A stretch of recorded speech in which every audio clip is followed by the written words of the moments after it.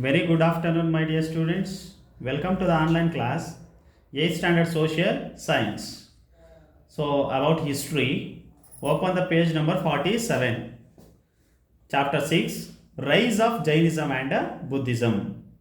In this chapter, you are going to learn about background of the rise of Jainism and Buddhism and their teachings and the principles of Jainism and Buddhism and the spread of Jainism and Buddhism. So now let us understand what is the reason for the rise of Jainism and Buddhism. So you know that India is a land of many cultures and religions.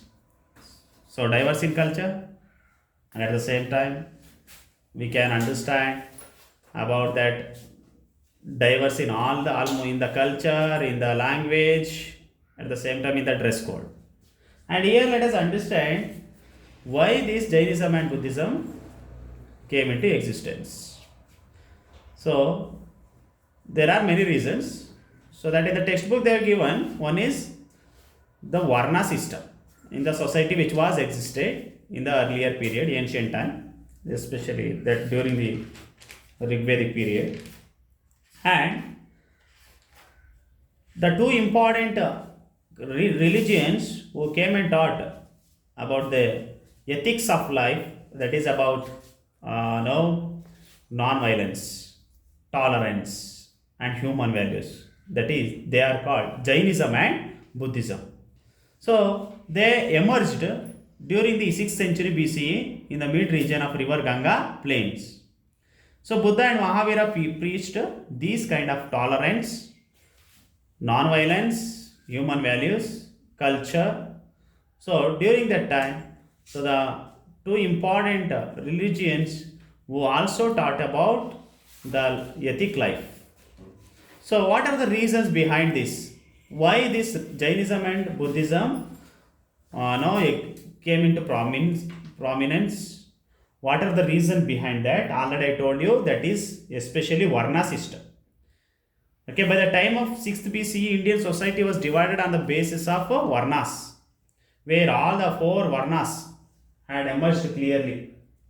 So that is, we can say that there were caste system which was existed, Brahmana, Kshatriya, Vaishya, Shudra. So that is, Brahmins were priests conducting yoga and yajna, and of course they were performing some rituals. They were the people who received the gifts and payments in the society, but whereas other, especially Kshatriyas, Vaishyas and Shudras were not considered in the society, where they were considered very lowest in the society. Of course, the three important castes, especially Brahmin, Kshatriya, Vaishya, somewhere they were okay and they had a good position in the society, whereas Shudras were considered as the labor class, where they had no, in the last position, where they were escaped or they were skipped from all the facilities in the society. Okay, Shudras, they are called the labor class, considered labor class, and were here only, and we can understand their status and facility was very low, and only upper classes used to get all the facilities. They were reserved for all the facilities. So, and Kshatriya, if you understand, so they used to perform the war, at the same time they used to guide the kings. Okay, that was their duty. And Vaishyas in the next stream, Vaishyas were the people who were doing business. At the same time, they were sustaining by taxing the farmers. And yes, of course, they were the merchants, okay, businessmen.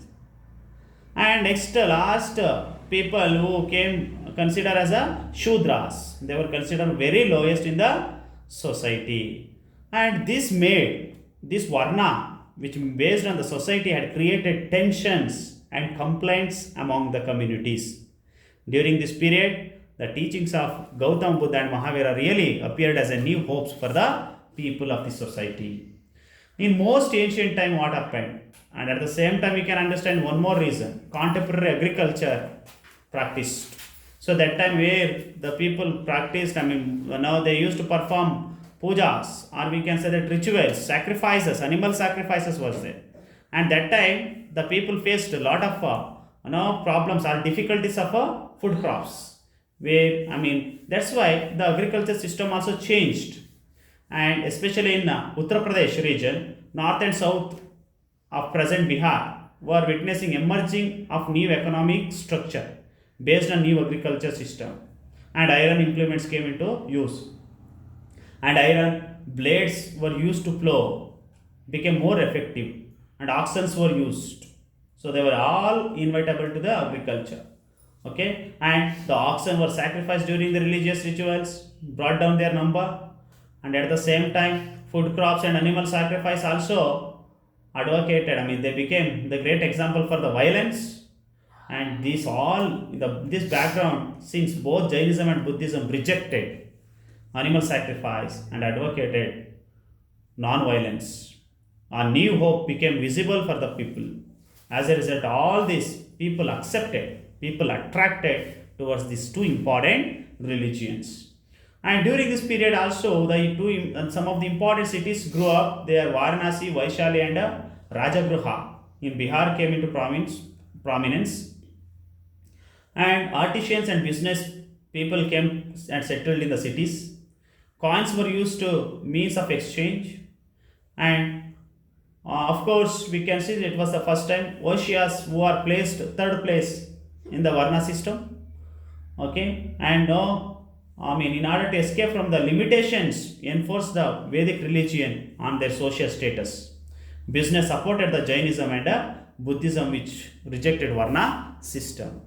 And of course the major system which were brought to place in the political system also, and where the Janapadas and Mahajanapadas who lived on the bank of rivers Ganga and Yamuna river. Okay, and there were people, they are called Janapadas. The republic unions the people had, and the Sabha was working under the kings.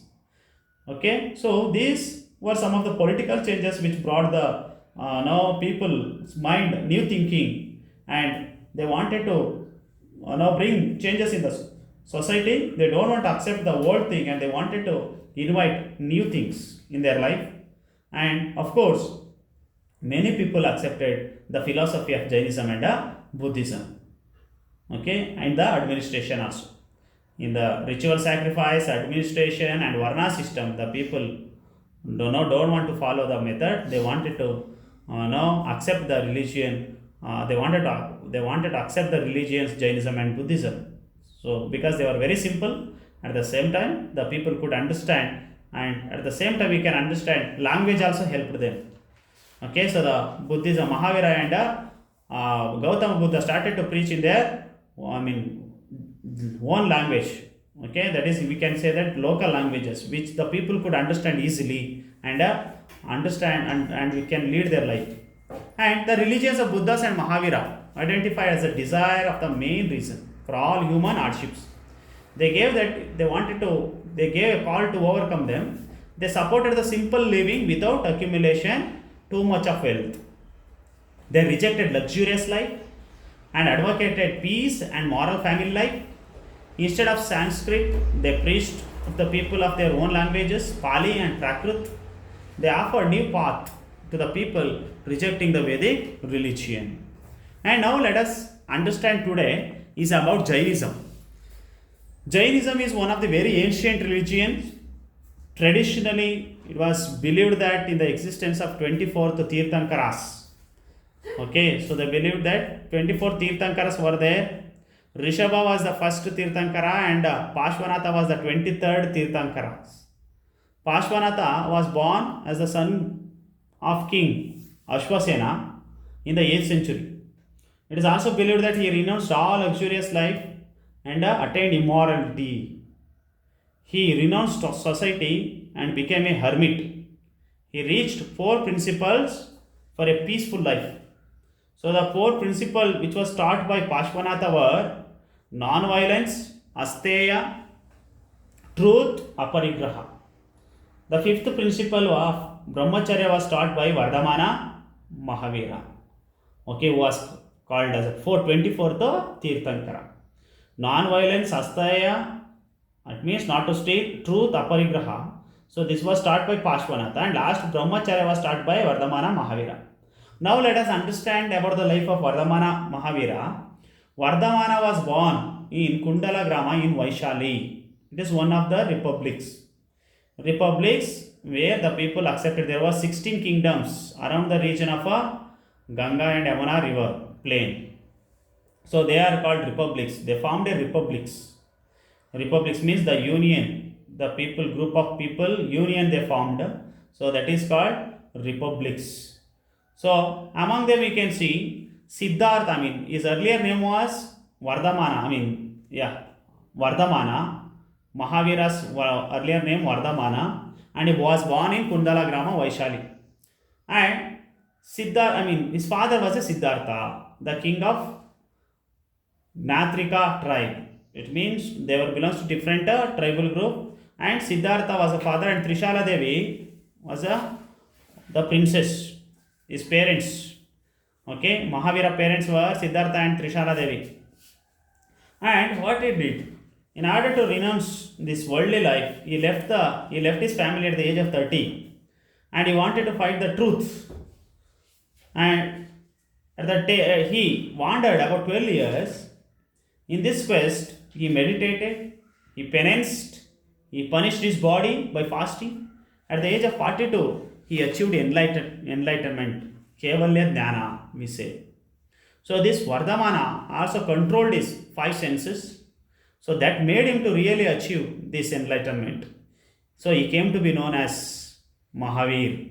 And the people who followed, he became Jina, and the people who followed him became Jainas or Jains. Okay, so he had a victorious against Moha. So thus his followers came to be called Jains. Mahavira also spent 30 years. The rest of his life is only for preaching, getting knowledge to the people around Ganga and Yamuna rivers. He also traveled towards Western India preaching his thoughts, and he died at Bihar, Pavapuri, at the age of 72 years. And Mahavira also taught the 5 principles, 5 vows.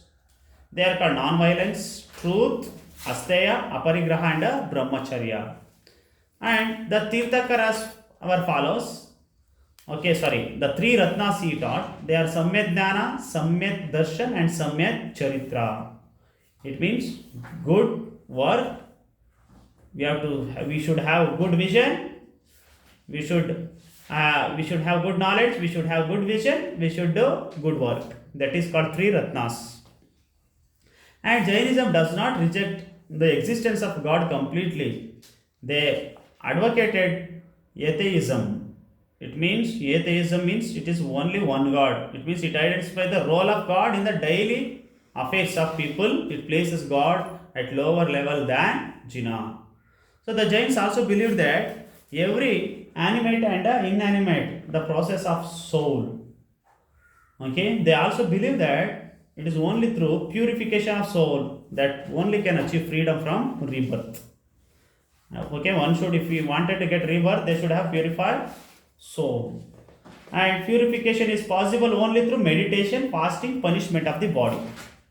That was their teaching. And also one more process, Sallekana Vrata or Sallekana. The concept of karma is an important aspect of Jainism. According to this, human being attains salvation only through good and holy acts.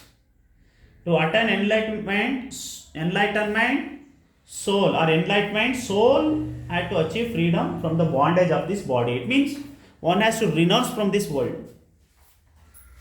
And soul has to renounce from the body. It means they should have control.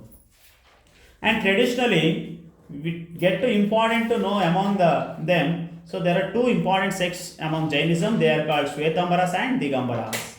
Digambaras, they won't wear any cloth. They are called Digambara sect. And another sect is called Shvetambaras, who wear white garments or cloth.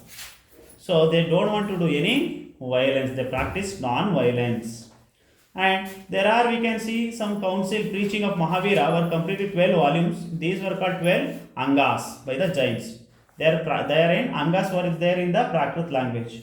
Very early group of Jains migrated to south due to famine. in Bihar and settled down in Shravanabelagola. Thus, even today we can see in Shravanabelagola, thus today Jainism spread in many works of written in Kannada, Telugu, Tamil languages, and also we can see many heritages of Jainism and temples of Jainism. The famous Kannada poets Pampa, Ranna, Jaina, Ponna were Jains. They were the follower of Jainism religion. So this is how we can say that Jainism was one of the best religion who had taught good preaching to the people, and also it made the people to come out of their traditional old belief. So that's all about Jainism. So I am going to explain about Buddhism in the next class. Thank you.